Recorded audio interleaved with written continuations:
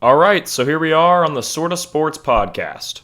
People for years have been telling me, Ryan, you got to start a podcast, especially about sports. And other people have told me maybe do something of movies. So I decided to mostly do sports, but like it says in the title, sort of. Basically, if there's any movies or a random thing I want to talk about, I can. But first and foremost, this is a sports podcast. And most of all, it'll probably be MLB, NBA, and NFL. Probably NBA the most because basketball, as you'll find out soon, is my favorite if you don't already know and hopefully love me. So I guess we'll start off with what just ended, and that's the NBA Finals. My prediction at the beginning of the playoffs was Bucks Clippers, which was also my same prediction at the beginning of the year. I thought the Bucks would beat the Clippers in the finals at the end of the year, and at the beginning of the year, I thought the Clippers would beat the Bucks in the finals. So I was pretty well set on seeing Kawhi Leonard versus Giannis Antetokounmpo, and Giannis Antetokounmpo is my favorite basketball player, probably my favorite athlete on the planet. So I was really prepped and excited, and I mean the Heat beat him, and I think that Heat team isn't really a fluke. I think after we saw what they've done against the Lakers, I think we now know they're legit and they're here to stick around. And I think there's a lot of interesting things that can happen for them in free agency that we don't really know what's going to happen, I guess, with this Heat team. Is it a fluke team like '04? I don't think so. But next year, I mean, the East between the Nets and, well, I guess I'm getting ahead of myself. I really need to discuss the finals right now. So when it comes to finals, 6 games, not 7. I was slightly disappointed. Like, that 5th game was probably the best game because it really felt like the Heat needed to win. And they came out and they knew they needed to win. Like, that game had a Game 7 vibe. Game 6 did not have that. I felt like the Lakers were like, all right, guys, let's just end it. And the Lakers kind of came out and ended it. And that's nothing against the Heat. It's just the Lakers came out and they wanted to call games, so they did. And, I mean, it was probably the most competitive finals we've had since 2016. And it was definitely the most interesting. And it really sucks that a lot of people right now aren't really watching, whether that's because of political stuff or the fact that the MLB postseason's on, the fact that the NFL is on. Whatever it is, why ever you're not watching, it does suck because you're missing out on some pretty great basketball. And it was interesting. A friend of mine actually pointed out, he's like, I find it funny that, to be honest, I thought the second round was actually stronger. And it was kind of an interesting idea where he's kind of right. The second round was actually probably the most interesting part of the playoffs this year because the Bucks Heat was like, yes, it was a 5-game series, but it felt way more interesting than that. And the Nuggets Clippers, of course, was a 7-game series, 3-1 comeback, and that was great. And the Houston Rockets Lakers series was only, I think, 6, and that wasn't amazing, but I think it was a good series. It was probably the weakest out of the 4 I'm naming. But the Celtics Raptors, that was a great series. We didn't know who was going to win that. That was a good series. And to be honest, once the Raptors were eliminated, to me that made the Heat the East champs. I never thought the Celtics would beat the Heat. Just that Celtics team, I don't think this is their year. Maybe in a couple years, but that's all will come out when we talk about next season. So yeah, it was just an interesting thing somebody proposed to me. They're like, wasn't the second round kind of the best round? And I was like, you're probably right. Like, the finals was probably the second best round, I'd say. And then the conference finals, and of course the first round was probably the weakest. Really the only must-watch series in the first round was the Thunder Rockets. And I'm still sad the Thunder lost because that was a fun team.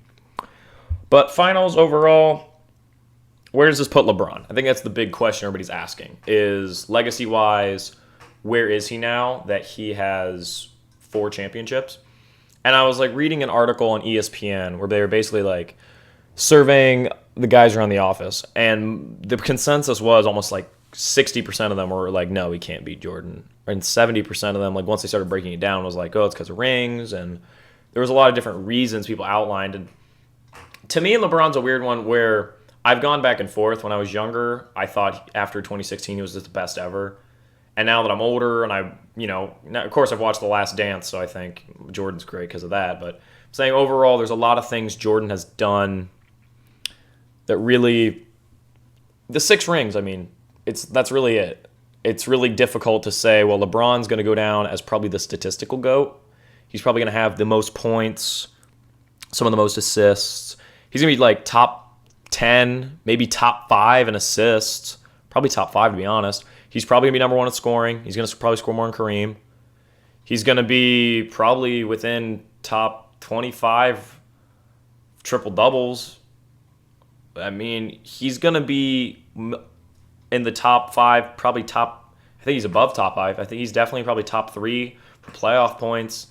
He's going to have some of the most finals appearances ever. He's going to have probably 5 rings at this rate. I feel like the Lakers might be able to get it done, but really it just depends on when LeBron retires. I think he's definitely going to retire at a point where he can get the points record. I feel like that really puts him up there. And I think he's very much the clear number 2. I think, and people can say Wilt and Bill and Bird and Magic, and they're all great players, but to me there's 3 GOATs. There's 3. It goes Jordan, then LeBron, then Kobe. Everybody else is after that. Those are the top 3 greatest players of all time. And why LeBron over Kobe, you ask? Well, LeBron has been the best player on every championship team. He's got the stats over Kobe, and he only has 1 less ring, whereas Kobe had Shaq, and AD might be on the level. I don't think AD's on the level of Shaq. Maybe, but I don't think so, at least not at this moment. So I give LeBron the edge because I think LeBron's 2016 championship almost counts as like 2 championships. It's so storybook with the 3-1 comeback and everything, and that's not just because I'm a big Cavs fan.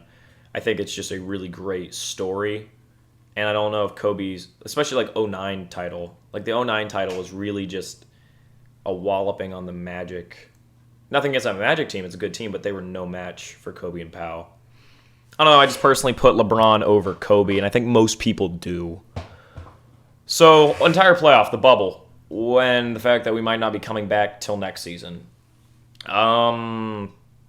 Yeah, I don't know exactly what to think about that, because my thought process is if they keep delaying the season, eventually we're going to get to a point where the season's just never going to be the same. We're always going to be starting in January or something. And I liked the proposal of starting on Christmas Day. I think it's a great plan. And maybe you do what the MLB does. They go no fans until you're allowed to have fans.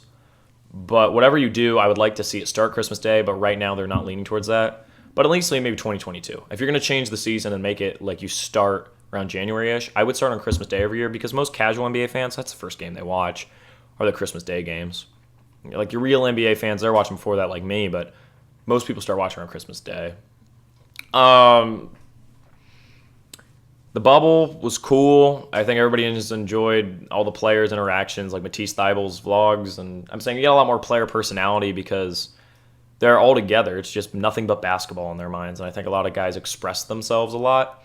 And people were kind of interested, like, in what was happening in the bubble. It was kind of a mystical type deal. Maybe that sounds dumb. I'm just saying, like, I don't know. It felt like otherworldly. Like, people were interested in knowing what was going on in the bubble.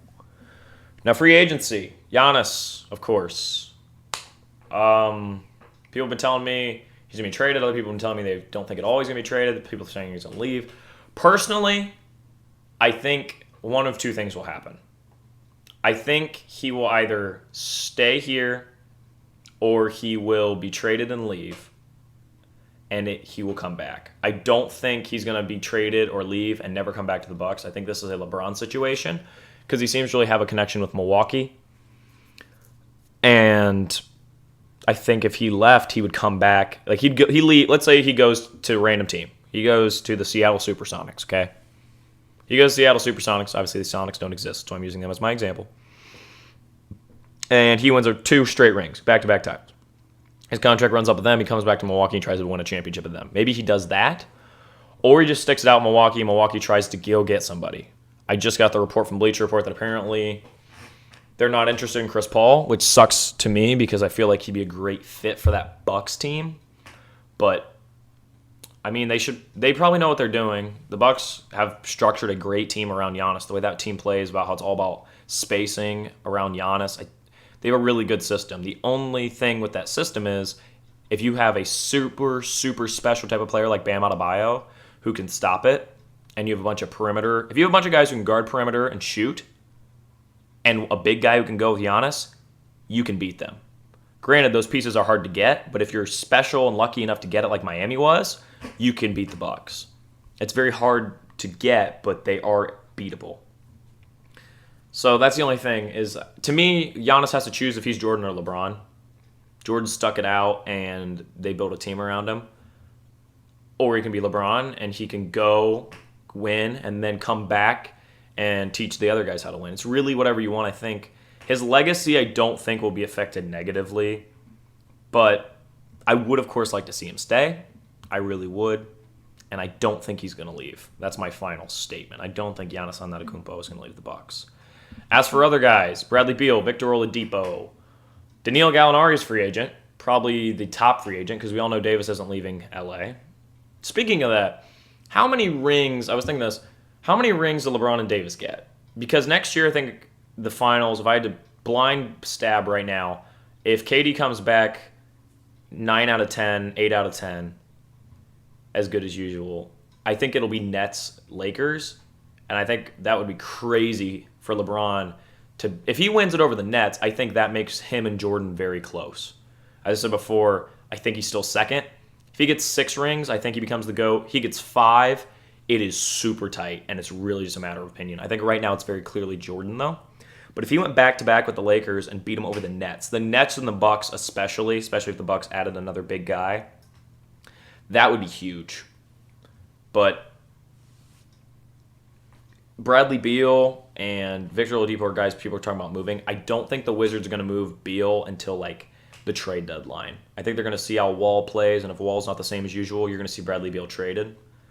And I feel like this will be a topic I'll be talking about in 2 months, is where should Beal be traded. And right now I'm going to say the Nuggets would be kind of sweet, but they'd probably have to give up MPJ. Thing is, though, if you add him, I think that puts the Nuggets over the top as a championship team. Danilo Gallinari, free agent, probably the biggest free agent, I'd say. I think him in Miami would be deadly. I don't know if that pushes them to championship level, but it might. I think that puts them definitely in the Eastern Conference Finals every year, that spacing. But I don't think that team, I feel like the team needs something a little bigger than him if they're really going to get over the hump. If you had a Joel Embiid to that roster, if they could somehow swindle the Sixers out of him, I think that makes them easily the NBA champions. But Danilo Gallinari and Joel Embiid are very different. So, yeah. Victor Oladipo wanting to leave Indiana, I buy it. I don't think that system fits him now. I think they're going to get a new coach, and I think they're going to trade him off. And to be honest, I don't know where he's going to go. Victor Oladipo's a weird one. He's like, he hasn't been playing as well as he did back in 2018 when he won Most Improved Player. So he's kind of a risk, but I don't think he's going to go to a bad team. He's probably going to go to a good team. One thing I thought of is maybe New Orleans. If Brandon Ingram left, Brandon Ingram is probably, well, now that I think about it, the best free agent. I kind of forgot he was free agent because he's restricted. I think the Pelicans will probably match any offer, but what I think of Brandon Ingram if he gets a 5-year crazy deal, I guess it'd be a 4-year, with the Hornets, he gets a 4-year crazy deal with the Hornets. I mean, are you really that worried about it if you're the Pelicans? You got Lonzo, you got Zion, and if you could snag Oladipo for some stuff, I feel like you don't, I don't know, I feel like it's a little weird to build Zion and Ingram at the same time. I think if they can keep him, they will, but if it's going to be a hassle, I think they'll probably just let him walk. But I guess these are all things we'll be seeing soon. Final thing about NBA we'll talk about is the draft. The Cavs, of course, have the 5 pick, and the Timberwolves trading for the number 1 pick. I definitely think the Knicks is all the news you're hearing about is the Knicks want to trade for that number 1 pick, and that doesn't surprise me. I can completely see LaMelo Ball running that Knicks team with RJ Barrett, and if Barrett's not living up, then they're going to get rid of Barrett, or if Barrett lives up, then they got him and LaMelo. I think that's probably what's going to happen, and I'm guessing that deal looks something like Kevin Knox and a couple picks, like the 8th pick, Kevin Knox, maybe an unprotected or top 3 protected first, and that would probably be it. Maybe they wouldn't move Kevin Knox. Maybe they wouldn't, but that, I don't know. I'm not a general manager. I'm just a guy who's talking into a microphone, so I'm not 100% sure. But it'll be interesting. I could definitely see LaMelo going to New York, and I think that's what most people are thinking. As for 2 and 3, the Warriors, they're taking Wiseman. I don't think they're going to trade. I think they're just going to take him straight up. And the Hornets is when it gets interesting. I think they're probably going to take Edwards, and they could have a really crazy offensive duo with him and Devontae. So that'll be interesting. And PJ Washington's solid at the defensive end, and he can definitely improve on the offense and get better. And I mean, if you sign Brandon Ingram, that's That's a pretty solid. I mean, that's a good future right there. Which is weird to say about the Charlotte Hornets, but that's a pretty solid future. Then you got, of course, the Bulls. They finally got a top 5 pick. And this Bulls team, I think, is probably going to be a playoff team next year. I'm a pretty big fan of Billy Donovan. I like what he does. So I'd say the Bulls, I'm not 100% sure who they pick. This draft's a weird one where I feel like we might get a couple stars, but it's not like last year where it was pretty cut and dry who were going to be like your top picks. This year it's kind of a toss-up. I think the Cavs are going to take Obi Toppin at 5. So I guess that'd mean at 4, I think the Bulls will probably take Denny and Njata or Avita. I'm not 100% sure how you say it, but probably the European kid or Onyeka Okongwu, the big defensive beast. But I'm guessing the European guy because they want him to be like, hopefully he's the next Luka for them, or the Bulls can get something really solid. Because they have a lot of solid pieces, but I don't think they have that one guy to build around. You can make an argument at Zach LaVine, but Zach LaVine feels like a 2 to me, not a 1.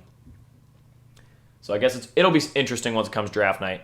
As for the Pistons, one of the worst teams in the NBA, I'm not going to lie, I just get the vibe that they're just going to tank till they get Amani Bates. I think Amani Bates is going to be like the number 1 pick for them in like 2024 NBA draft. Well, I guess it'd be 2023. It would be the 2023 NBA draft because he is going to be a senior in 2022. He'd go to college. Yeah, 2023 NBA draft. I think they're just going to suck for the next couple years. And to wrap up, coaching, Mike D'Antoni. I'm interested to see where Mike D'Antoni goes. I'd love to see him go to New Orleans. I think that's interesting, but I don't think they're going to do that. Pacers would be crazy interesting, see him work with a bunch of big men. I feel like they might trade Turner then and try to get a guard, but I'm not sure. As for Harden and Westbrook, I think Harden might be on the move. I think Houston might just kind of go Oklahoma City Thunder on it.